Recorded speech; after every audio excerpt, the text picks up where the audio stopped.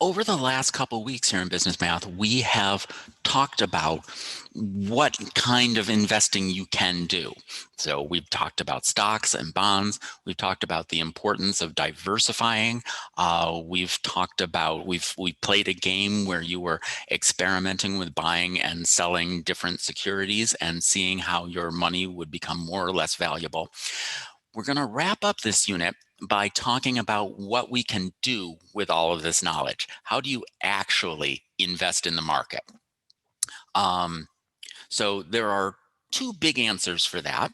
And the first one is to be involved in the stock market and other investments through your retirement account.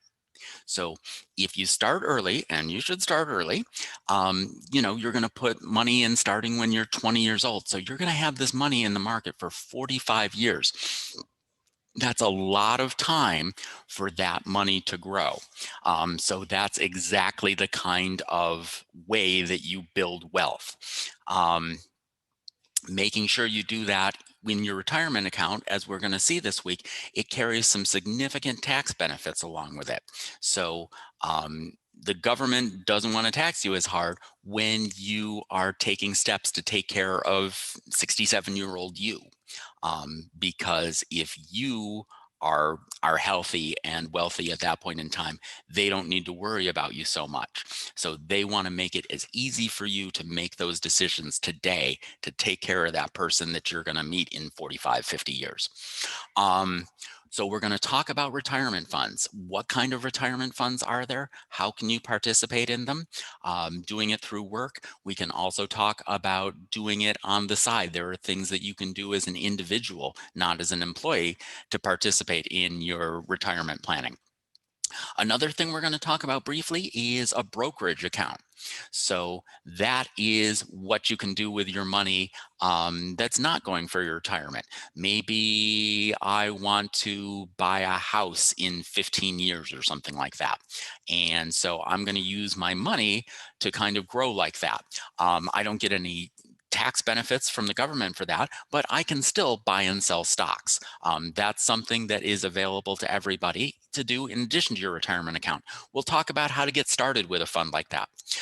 And the last thing that we're going to do this week is look at how you can research mutual funds and index funds and see if they're right for your investment portfolio. In general, you're going to want to have an expert kind of guiding you through that process, like a financial planner or something like that.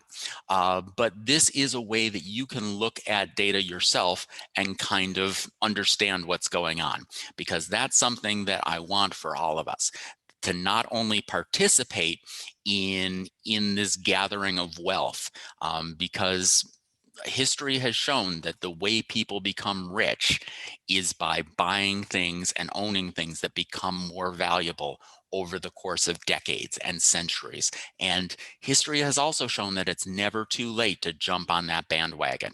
So let's go ahead and gain enough information that we could be comfortable taking advantage of really the only way to become wealthy over time and to pass that wealth on to our children and grandchildren.